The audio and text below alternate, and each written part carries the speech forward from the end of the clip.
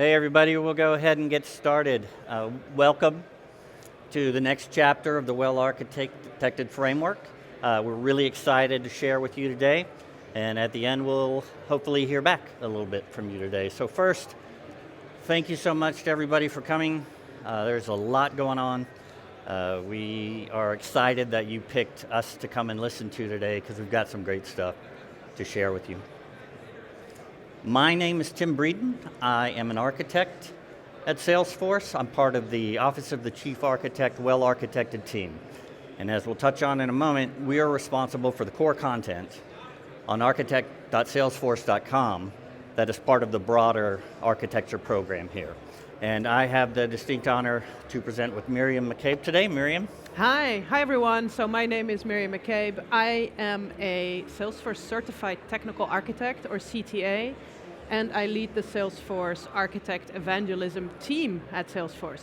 And before I hand it back to Tim, just quick show of hands, who here has heard of the Well-Architected Framework?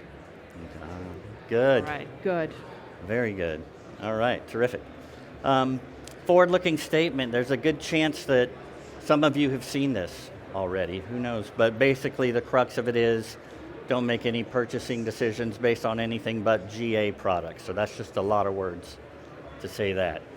What we'll go over is we're going to set the context for just a little bit to get to the well-architected framework and where it lives and what programs it is a part of.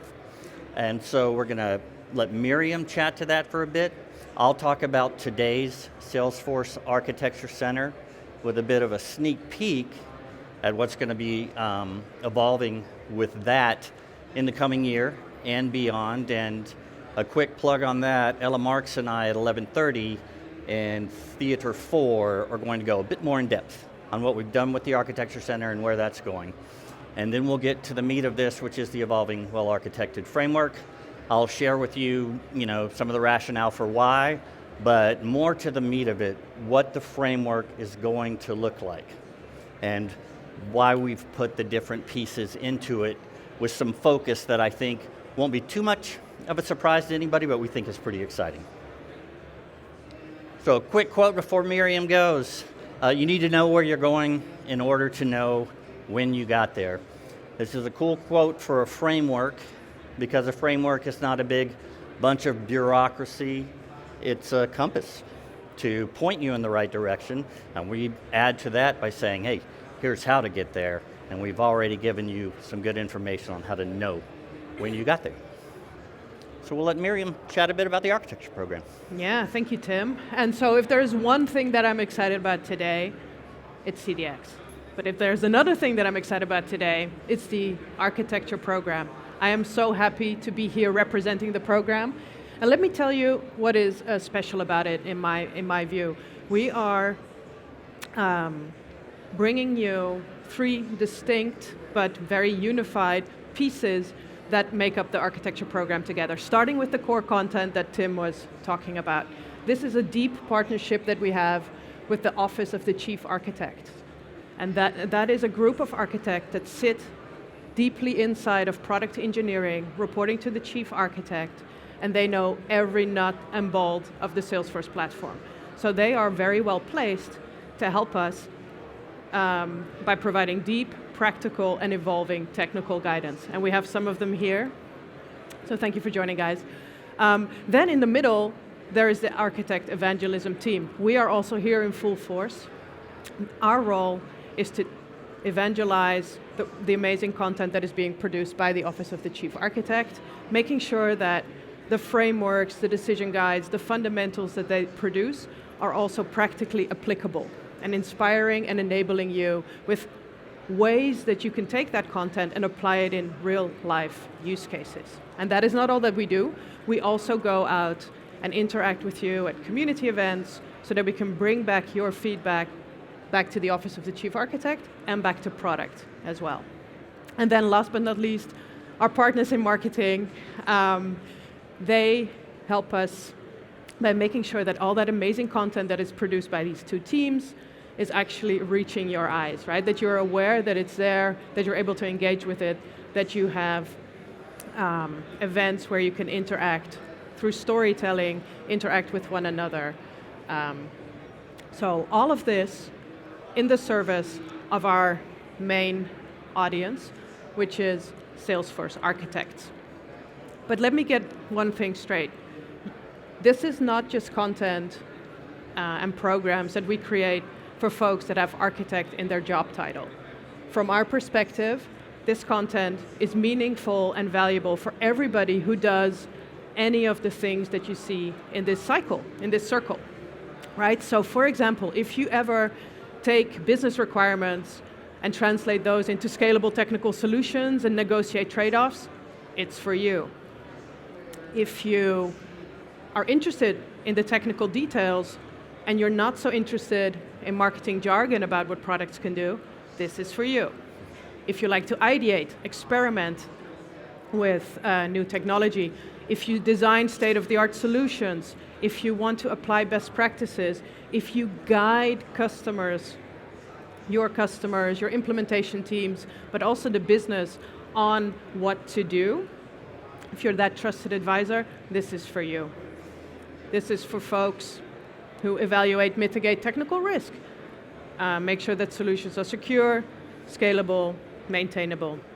And last but not least, because I see a lot of people taking pictures, so you can read the rest of this at home, but one of the things that folks that fit this bucket also do is ingest the knowledge that comes to them through frameworks like the well-architected framework, and then guide their implementation teams on how to follow those best practices. And that is my bridge. Over to you, Tim. Awesome. Thank you, Miriam. Really appreciate that.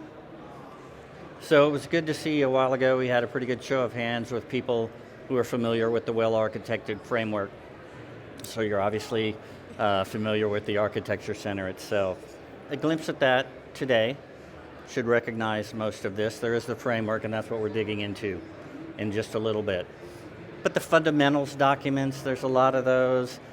Among other types as well, people find things, best practices, patterns, anti-patterns, reference architectures and the sort. But these are kind of three big pillars, and that's the decision guides on the right. So we've had a push on those recently. Anybody who's seen the architecture program on LinkedIn, for example, it started in, I think, early March, around the 2nd or so, with the record-triggered automation decision guide, the very first one under a new format that we've defined. And so we had a real push to get about 7 of those either created new in the format or just refreshed to the new format. And we're going to be doing some more format standardization across different document types, and I'll hit on that in a second. So we're calling it a revamp. What is going to happen with the site? It is not a little bit of fine-tuning, it is a lot of effort going into what we feel will make the architect or any user of the Architecture Center be able to be more focused more quickly, get started more quickly, find what they need more quickly, and as we mentioned right at the top, know when they got there. So you'll see an enterprise or an Agentic Enterprise focus in the new site. And that's the thing I mentioned, maybe you've heard a little bit of at TDX, and that's a big part of the framework I'll describe. This redefined, well-architected framework will be a part of it. It will be at the core. And revised content groups, this gets into sort of the intuitive nature of the site. Well, I see best practices here, but today they might be spread around a little bit, almost like spray of best practices or operational excellence or the type, and getting that stuff put together in the right place where it's a quick drill down and you hop around the site and you know where you're going. I mentioned the additional standardized formats. Remodeled navigation. Sounds simple. It's not necessarily.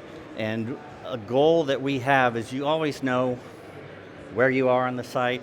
You always know how to hop to related material, be it how a pillar should be taken into consideration for a particular domain, or just, oh gosh, I'm here, I know where to find best practices whenever I'm looking at X, Y, Z, and not get lost. Today, there's a little bit of drill down challenges sometimes. It's a really good site with opportunity for improvement to not have to maybe go as deep before you find where you want to be, but to quickly go, maybe a little broader, find where you want to be and still get the same good information. And there's the record-triggered automation that'll go in a museum one day as the first decision guide in the new format. An agentic experience is coming to the Architecture Center as well. This is a way of saying we're going to have an agent on architect.salesforce.com. Name of the agent, TBD. Maybe we should throw it into the feedback swamp and get suggestions. I can only imagine what they'll be. But this is sort of a chronological timeline as you go from the top bullet down.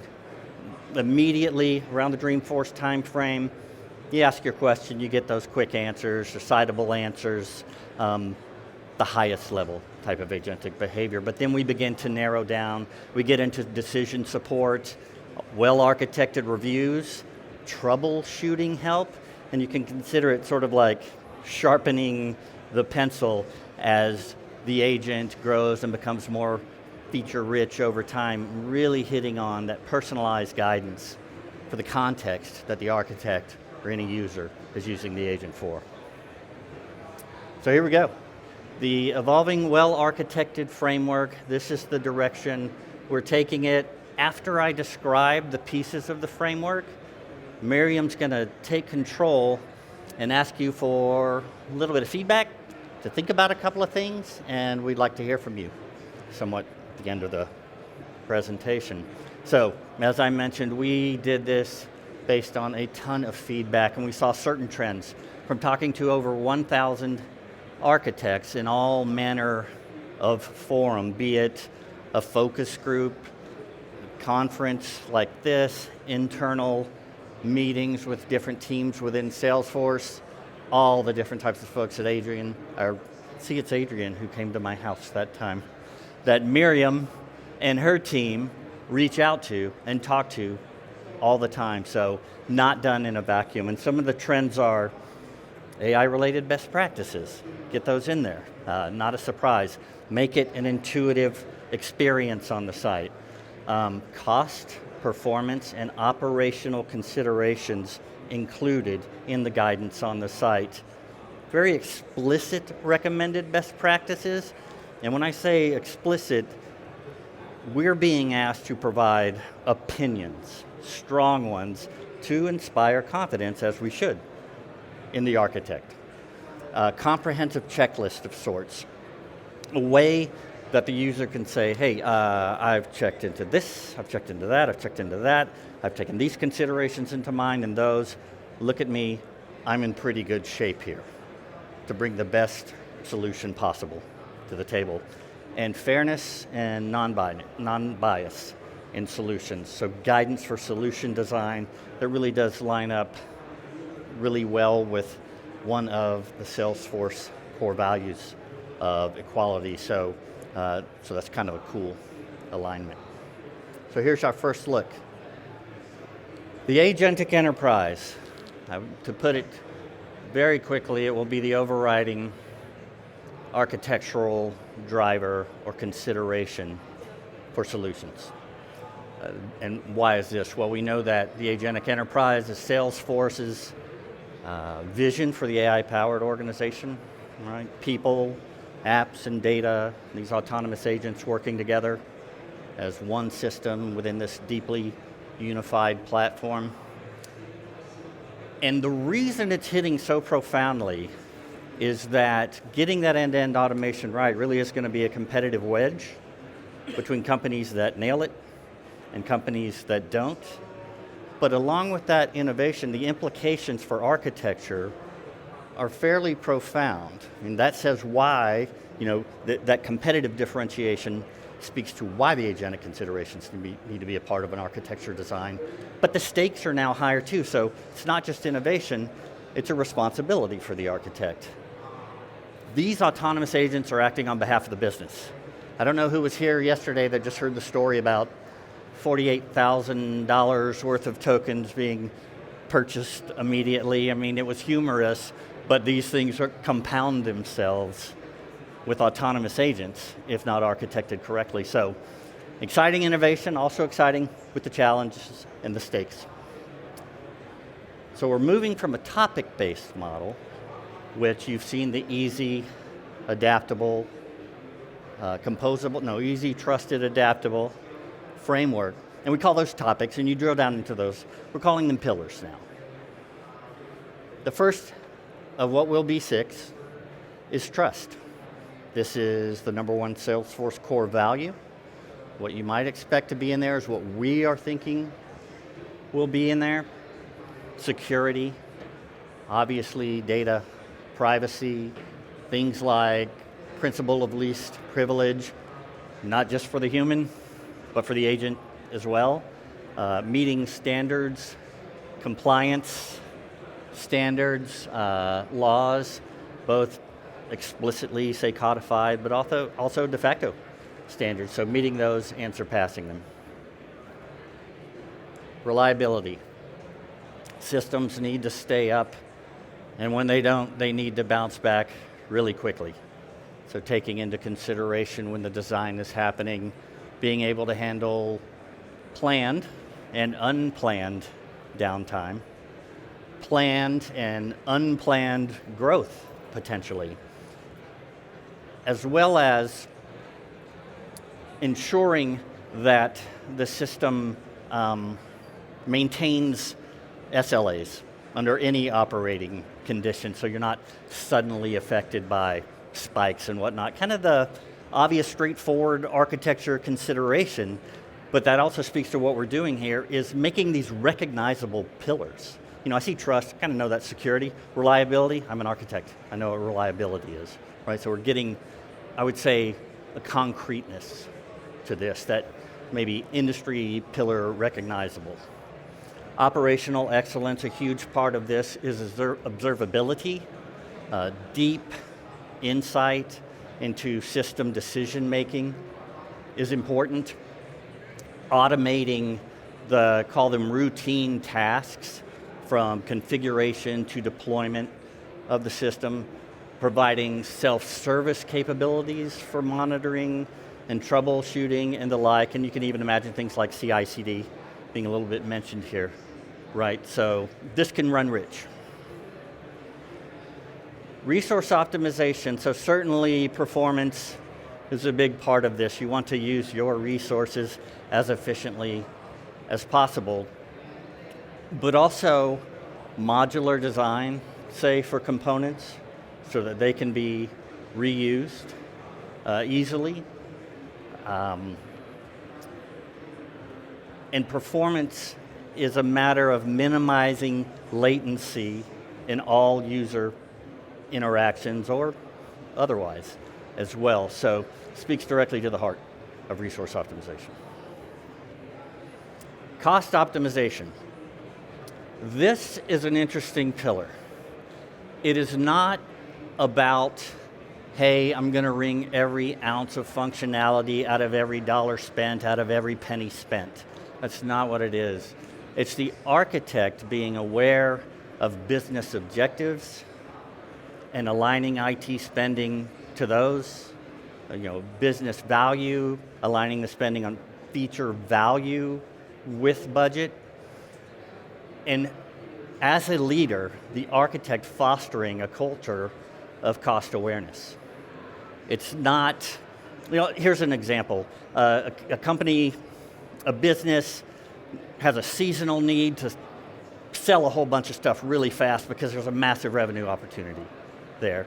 Well, it's going to be really cheap to build it ourselves, but our architect is looking at it and saying, that's not going to be built fast enough to meet this revenue target.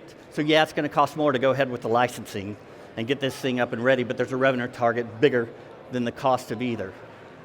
And that doesn't necessarily put the architect in the product manager role or the business analyst role. There are technical considerations to this and what's being assessed. So cost awareness is a big deal. And finally, fairness. We tie back in yet again to a Salesforce core value, non-biased solutions, regardless of a user's background or ability or identity, but transparency in AI communication with anybody. So call it an equal experience, if you will, but eliminating bias. And one thing that just came to mind, and I knew I was forgetting something on resource optimization, but sustainability is a part of that. So I've 3 times now, we've tied back to a Salesforce core value. So it's efficient use of resources, but what's my footprint and what's the effect long term? So that will bring us just about to Miriam. The 4 things to take away right now: the Agentic Enterprise is the most influential consideration, this increase in breadth of guidance that we're providing, those industry familiar pillars I mentioned, and lest anyone worry, we're not throwing out the baby with the bathwater, so to speak. There's good stuff on the Architecture Center now, and it may be a matter of reorganizing where some of that goes. So while we're adding a lot, it's certainly not scorched earth. So now, Miriam, this is all yours. We'll let you go solicit the feedback you need. Yeah, all right. Thank you, Tim. And thank you for your thoughtful, I'd had to say that, those thoughtful words on the framework and what those pillars might mean and what the content in them might be.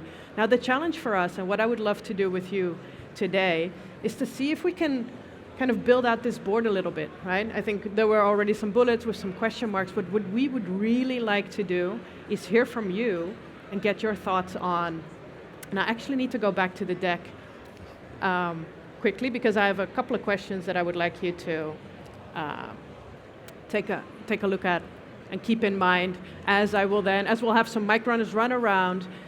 I want you to think about what are things, let's say 1 to 3 maximum, that you would really, really, really like to see some solid best practices on, right? And once you have those in mind, where would you think, given these pillars that Tim just discussed, where would you think that those would be best suited to fit? And this is going to give us a couple of things, right? It's going to help us inform, let's say, the roadmap for the update to the framework, and it's also going to help us understand how intuitive and clear these pillars are, right? So you'll be doing us a solid by participating in this with us. And so now I'm going to switch you back to the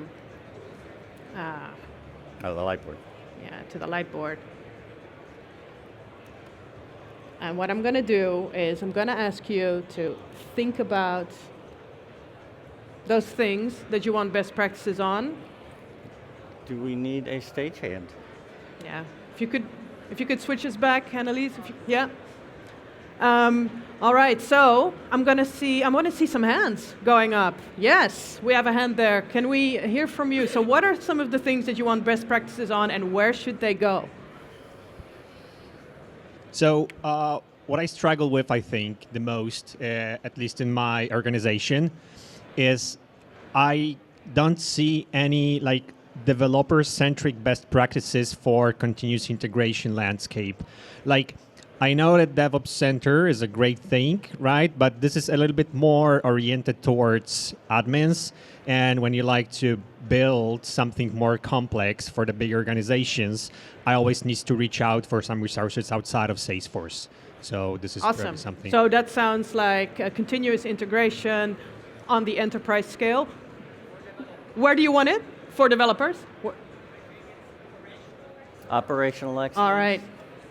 I'm going to call it, what should I call it? Can I call it CI/CD just for now? All right. All right, what's next? Who's next? Low code versus pro code, and Low code, how pro code. vibe coding fits in that. And where it would fit is... So one thing that comes to mind too is sometimes there's general considerations there, and sometimes you may find like that choice in a decision guide or some fundamentals as well. However, as I think a default answer and something for us to take back with us for sure, that may fall under operational excellence right now. It could even be resource optimization. What was your thing. thought? You want it everywhere? Yeah. Okay, I'm just going to low pro. We all know what that means. All right, who's next? Oh, we have some hands there, yes. Hi. One area I think we struggle in all the orgs that I work with is reliability, especially to build the big enterprise scale integrations in Salesforce, sometimes we hit a lot of limitations, like our concurrency errors, or maybe a number of records you can update in this one. So, and also the integration patterns, the developers or architects, they don't build in a reliable way. So there's a lot of leaks that happen, and we don't get to know them. So that has a challenge that we have experienced in quite a few times. Awesome. So the two things that I took from you, if it's okay with you, is the first one is concurrency, kind of platform limitations, right? Yeah, That you need to keep in mind. Yeah. Where would you like to see that? The sit? reliability. The reliability. Yeah. So that is a limitation in building reliable systems that either autocorrect themselves or retry themselves.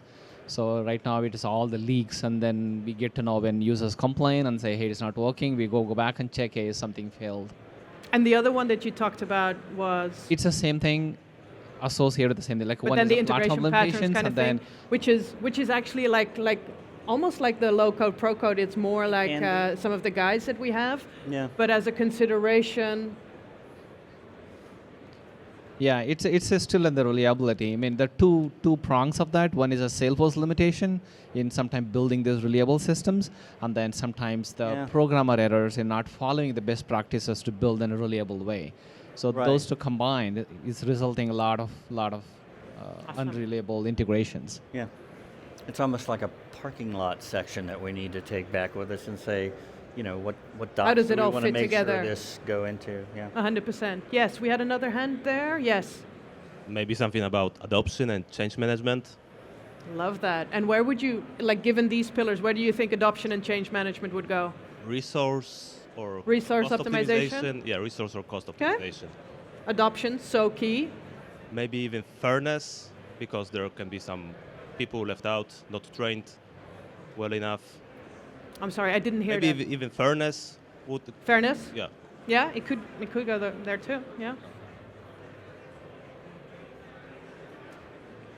All right. Do we have any more hands? Yes. And there in the back, we'll get to you in a minute. Monitoring capabilities. Monitoring. I mean, it's at the end of the day, Salesforce ecosystem is growing. We have a lot of products. If we are not used to it, if we do not have made our hands dirty, it's very difficult sometimes to understand end-to-end the implementation and where to look at.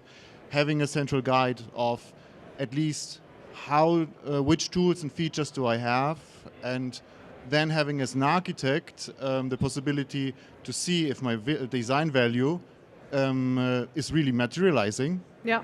Or if an incident occurs, I know actually pretty quick where to look at and how to interpret it. It would help. Okay. And where would you think that sits? Actually, trust, because Trust, I mean yeah, I'm thinking this is already how in Salesforce the first steps are made, and I think that would fit very nicely. And that brings to mind too, and thank you for that. A lot of these can be like, yeah, that's kind of trust, and that's sort of reliability, and that's sort of this. So it's good stuff to hear.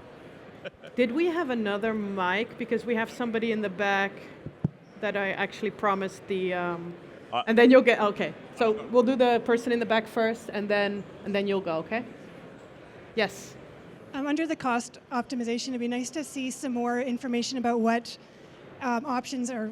Again, you can't put prices in there, but unlike prepping for a CTA, most of us have budgets and have to make choices. And there's a lot of small, medium-sized companies that can't afford MuleSoft, so they have to do some point-to-point. They can't afford some of these things, and so what are the options? What are still best practices for those use cases where we have to consider cost? So even if it's like, what are the options or SKUs that you'd need to do some of these, or what products you have to pay for versus unpaid, or things like that?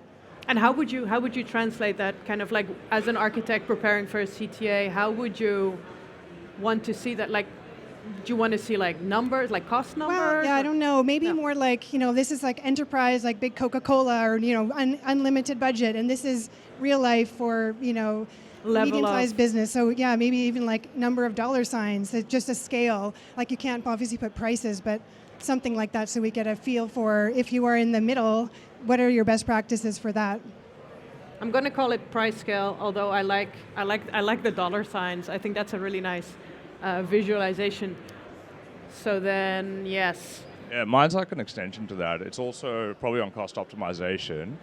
It's like when not to use Salesforce. When not to use Salesforce? And to use other platforms which may be better because it's emerging, etc. You do realize that this is the Salesforce. No, but Right. we work at a large enterprise and we have lots of technologies, right? We have Amazon, Google, etc., right? So when to pick, more it's like when should you use Salesforce versus not, right? Because not everything can be solved on the platform. And do you think that that should exist maybe like on top, like above the framework? Correct. Yeah? Document specific, maybe.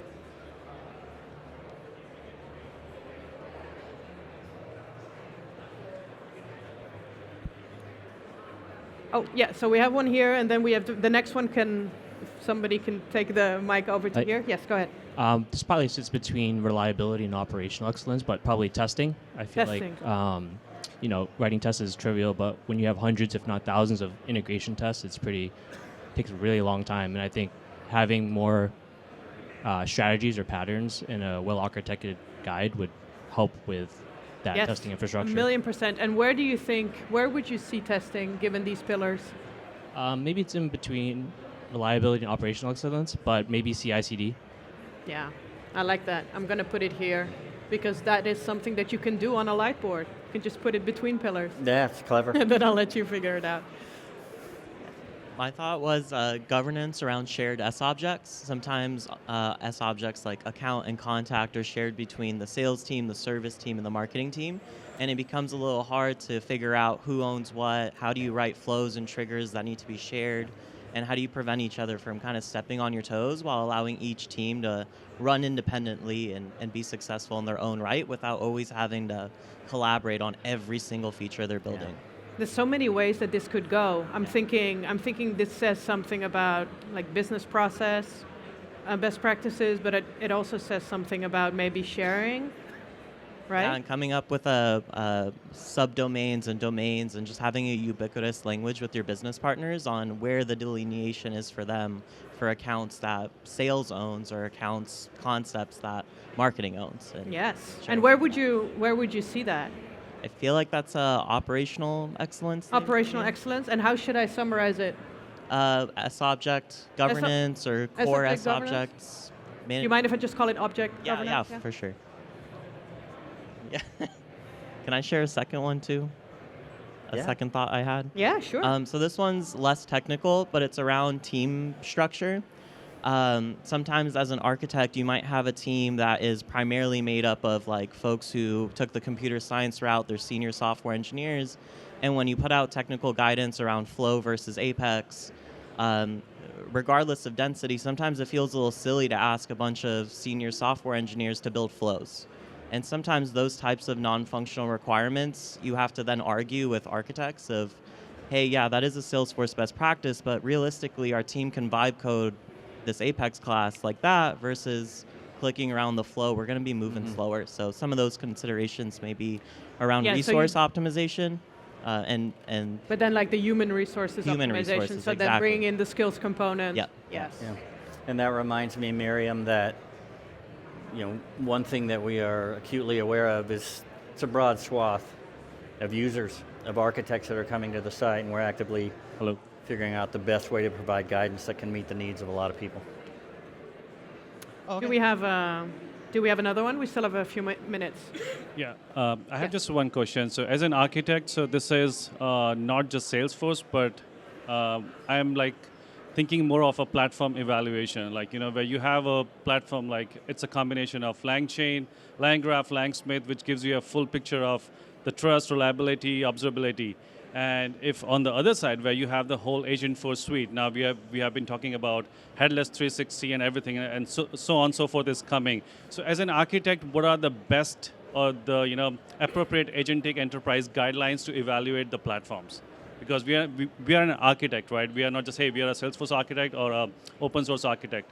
So what are the best guidelines to evaluate which fits based on your projects, based on your company, where it kind of fits your trust, reliability, operational excellence, and cost optimization?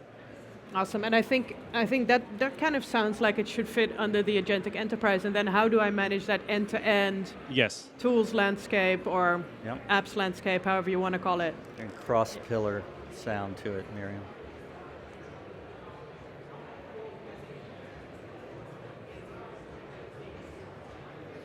All right. Do we have another one? Oh, Do we yeah. have any more? So yeah, my thought is like a speed and trade-off. So I'm right here. Where are you? Sorry. Yeah, I'm hearing somebody speak. Yeah. Yeah. Yeah, speed and trade-off. Given a company in a growth mode, everything needs to be done tomorrow. So as an architect, it's very challenging to find out, the right pattern, best practices, and to get that to a solution. So, to me, can we get to a reliable solution fast, right? So that's one of the challenge I would say put under reliability is like speed and trade-off. So we have to give a trade-off between the right architecture, best practices versus what can we get something rolling and usable immediately. And so are you thinking in the direction of like almost like templated best practices, accelerators, that type of stuff? Yeah. And where would you like me to put this? Reliability. Sorry? Reliability. Reliability? So I'm going to say something like templated practices. Thank you. I think we have time for about 2 more. Yes? I would like to go for another one about large data volumes, actually, because reliability is for me not only platform reliability but also decision-making reliability. So my solutions needs to be reliable, and on large data volumes it's sometimes very difficult to test, to mimic, because I do not have the prerequisites. I'm fully relying on experience. And why not bring this experience onto the well-architected? Because in certain cases, going beyond 10 million records in more complex cross-object scenarios, we can only rely on experiences. And Yes. I think if we can bring it on the next level to what is already there and extend it with a little bit more point of views, maybe on industry clouds, maybe on some corner cases in there, that would really, really help. Also making better decisions to clients. So we're saying, it could almost be like a child of limits, and depending on how you think about it, but it's like LDV considerations and best practices? Exactly. Is that, yeah.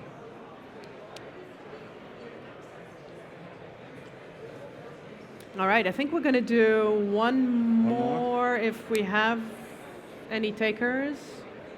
If not, oh yeah, we do. All right, you're the last one, so make it a good one. No pressure. What about buy versus build decisions? Buy versus build? So could be App Exchange, but could also be which cloud to take, or just do I build on Sales Cloud and Service Cloud as a base? Yeah. Maybe I have another one. Best practice about documentation. Yes. So we have buy versus build and then documentation best practices. And where would you like to put the buy versus build first one? Resource optimization, maybe. I like Cost that. optimization, somewhere there. So if you buy Salesforce solutions or you build with the Salesforce platform, or and then documentation best practices, where would you want to put that? Yeah.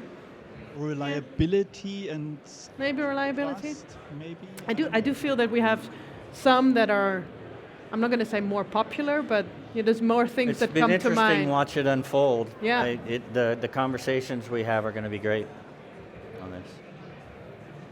All right, awesome. Thank Well, thank you so much for your interactivity. We have a couple slides. Just quick. Hold on, I need to. Graphics one, thank you. Yep. Awesome. We'd love to hear some more feedback. It'd be great. The way that, this survey says, so what'd you think? So you're not checking bullets and saying strongly agree, strongly disagree, etc. Just open form. Would love to hear more from all of you. And thank you. You were great. This feedback was awesome. Thank you so much. And I'm around. Miriam's around. She's not busy at all, but we're here. So thank you.